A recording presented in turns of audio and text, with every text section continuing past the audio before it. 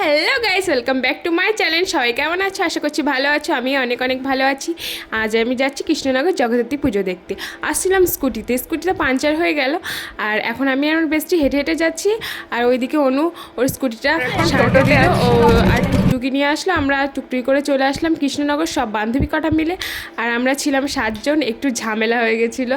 তারপর ওরাও হারিয়ে গিয়ে আলাদা হয়ে গেছিলো, আমরাও হারিয়ে গিয়ে আলাদা হয়ে গেছিলাম।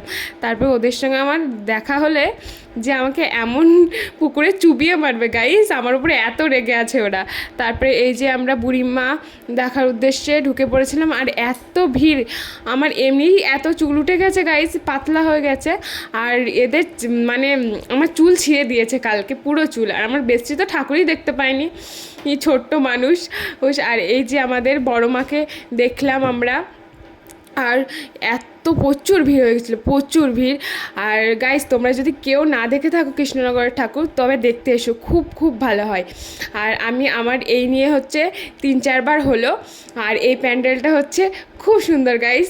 আর প্রত্যেকটা প্যান্ডেলই খুব সুন্দর হয়েছিল। তবে আরেকটা প্যান্ডেল আছে আমার কাছে খুব ভালো লেগেছিলো। আর ওই হচ্ছে মা, কত সুন্দর না মায়ের মুখটা। আর এই প্যান্ডেলটা যেটার কথা বলছিলাম, এইটা আমার প্রচুর প্রচুর ভালো লেগেছে। তারপর আমি চলে এসেছিলাম রাজবাড়িতে। আর রাজবাড়ি সেদিন খুলে দিয়েছিল। আর এই হচ্ছে আমাদের কৃষ্ণনগরের সেই বিখ্যাত রাজবাড়ি।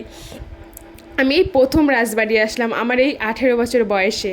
আর এই যে সামনে ওই মহিলা দুটো ঢুকছে, এই যে। আর এই হচ্ছে আমাদের সেই রাজবাড়ি, কত সুন্দর। আমি এই প্রথমবার দেখলাম। আর কে কে এসেছো রাজবাড়ি কমেন্টে জানিও। আর এই ঠাকুরটা দেখে আমরা বাড়ি চলে এসেছিলাম। তো এই ঠাকুরটাই ছিল আমাদের দেখা শেষ ঠাকুর। আর হচ্ছে আমরা অনেকগুলো ঠাকুরই দেখেছিলাম, প্রত্যেকটা তো ভিডিও করা সম্ভব হয়নি। তবে আমার একটাই দুঃখ লেগেছে, সব কাপেলরা ঘুরছিল আর আমি একা ঘুরেছি গাইস। তারপরে আমরা গিলতে চলে এসেছিলাম 3 বান্ধবী মিলে।